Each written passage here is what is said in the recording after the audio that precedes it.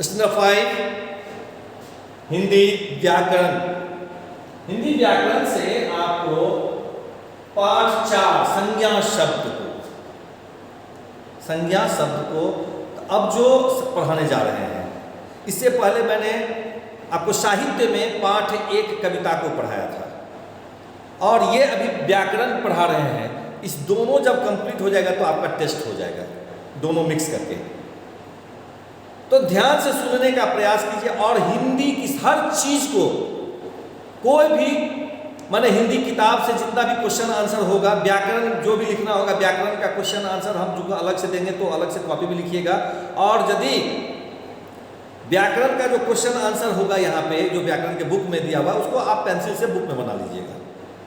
लेकिन साहित्य में जो दिया हुआ है उसको आपको आप बुक में लिखते हैं तो भी आपको कॉपी में लिखना होगा, ठीक है। तो अभी संज्ञा के बारे में हम लोग आते हैं, जिसको कि नाउन कहते हैं। व्याकरण पाठ 4 संज्ञा यानी नाउन, परिभाषा संज्ञा की। संज्ञा किसी व्यक्ति, वस्तु, स्थान, प्राणी और भाव के नाम को संज्ञा कहते हैं। यानी कि संज्ञा किसी व्यक्ति, वस्तु, स्थान, प्राणी और भाव के नाम को संज्ञा कहते हैं। प्राणी में जानवर भी आते हैं, मनुष्य भी आते हैं, तो मनुष्य का नाम तो ऑलरेडी व्यक्ति में आ गया। प्राणी में बहुत सारे हैं, जानवर हैं, वो भी जीव हैं। तो एग्जाम्पल देखो, जैसे व्यक्तिवाचक में मैंने राम दिया है, आप कुछ भी लिख सकते हैं, कोई भी नाम जो भी होगा वह जो है सो यहाँ पर व्यक्तिवाचक है। पंखा वस्तु हो गया, रांची स्थान हो गया, हाथी प्राणी में आ गया। भाव जो स्पष्ट होता है उसको हम संज्ञा कहते हैं। संज्ञा के 5 भेद होते हैं, है ना। संज्ञा के 5 भेद। तो 5 भेद में पहला है व्यक्तिवाचक संज्ञा, दूसरा है जातिवाचक संज्ञा, तीसरा है भाववाचक संज्ञा, चौथा है द्रव्यवाचक संज्ञा, पांचवा समुदाय या समूहवाचक संज्ञा। समुदाय भी बोल सकते हैं या समूहवाचक भी संज्ञा बोल सकते हैं। तो पहले आता है व्यक्तिवाचक संज्ञा। जिस संज्ञा शब्द से किसी विशेष व्यक्ति, वस्तु या स्थान का बोध हो उसे व्यक्तिवाचक संज्ञा कहते हैं, ठीक है। तो व्यक्तिवाचक संज्ञा में हम कह सकते हैं व्यक्ति में महात्मा गांधी, है ना। वस्तु में कोई भी किताब हो सकता है ना, रामायण, महाभारत। और स्थान आगरा हो सकता है। तो उसमें बहुत सारे ऐसे तुलसीदास, व्यक्ति में तुलसीदास हो सकते हैं, नाम किसी का भी ले सकते हैं, सचिन तेंदुलकर हो सकता है। हाँ, वस्तु में माखन भी, मक्खन हम लोग खाते हैं, माखन भी हो सकता है। दूसरा नैनीताल भी हो सकता है स्थान में। तो पहला का ये हो गया। दूसरा है जातिवाचक संज्ञा। जिस संज्ञा शब्द से किसी प्राणी, प्राणी में हर कोई आ गया, आपको चाहे मनुष्य हो या जानवर हो या पक्षी हो, कोई भी आ गया। प्राणी से किसी प्राणी, स्थान या वस्तु की संपूर्ण जाति या वर्ग का बोध होता है। संपूर्ण जाति या वर्ग का बोध होता है, उसे जातिवाचक संज्ञा कहते हैं। जैसे देखिए, प्राणी में जानवर, आदमी, बालक, लड़की प्राणी हो गया, या बकरी बोल दे, हाथी बोल दे, बाघ बोल दे, प्राणी ही आ जाएगा ना। स्थान में इमारत, देश, पर्वत, कक्षा, ये सब क्या हो गया, स्थान हो गया। और वर्ग, वर्ग जो होता है क्या, तो शिक्षक वर्ग, इंजीनियर वर्ग, डॉक्टर वर्ग, अभिनेता वर्ग, खिलाड़ी वर्ग, किसान वर्ग, है ना। ये वर्ग हो गया, जिसमें ये कह रहे हैं कि पता, जिसका नाम लेते हैं, शिक्षक नाम लेते हैं तो आपको पता चलता है, अरे शिक्षक मतलब पढ़ाने वाला। डॉक्टर जो हमारा इलाज करता है।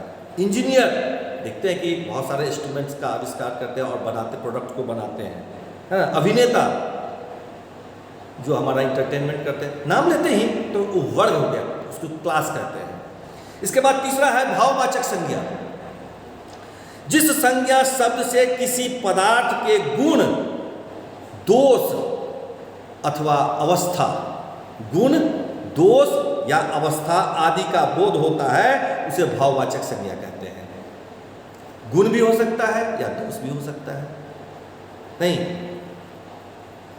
कभी कभी क्या होता है गुण और दोष में हम कहते हैं कि सोहन बहुत तेज दौड़ता है, वहां पर उसका वो गुण हो गया, लेकिन वही गुण क्या होता है कभी कभी दोष बन जाता है।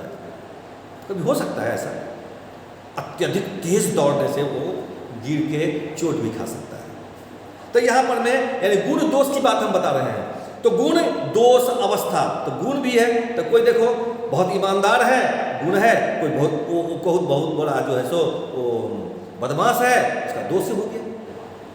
तो जैसे दो गुण और दोष क्या हो सकता है, देखो मिठास, कोई मीठा चीज़ हम खाते हैं तो उसका जैसे गन्ना यदि हम खाते हैं जिसको केतारी कहते हैं, वो यदि नमकीन होगा तो हमें कैसा लगेगा? नहीं, सब्जी यदि मीठा होगा तो हमें कैसा लगेगा? क्योंकि सब्जी तो हमेशा नमकीन होता है। रसगुल्ला हमेशा मीठा होता है तो अच्छा लगता है, लेकिन रसगुल्ला यदि मान लो नमकीन हो जाए तो दोष हो गया ना। नहीं, मीठा है तो गुण हो गया, नमकीन है तो दोष बन गया। लेकिन सब्जी यदि मीठा हो गया, मीठा है तो दोष हो गया, नमकीन है तो गुण हो गया कि सब्जी का नाम। इसलिए गुण मिठास, खट्टा, भलाई, प्रशंसा, बुराई, गुण या दोष, दोनों में से कोई एक हो सकता है। अवस्था, अवस्था क्या होता है? बुढ़ापा, दादी बूढ़ा हो गई है तो उनकी अवस्था है ना। बहन छोटी है, बचपना है, बचपन है उसका।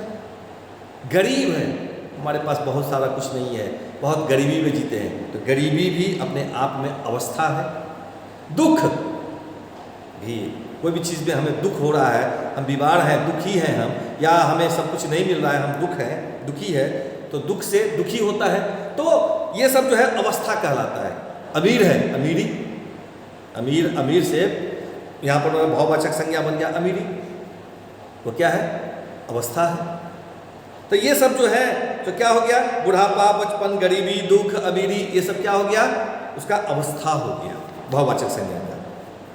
इसके बाद हम कहते हैं भाववाचक संज्ञा शब्दों की रचना जो है, भाववाचक संज्ञा बनाने के लिए दिए गए शब्द में कुछ शब्दांश जोड़ा जाता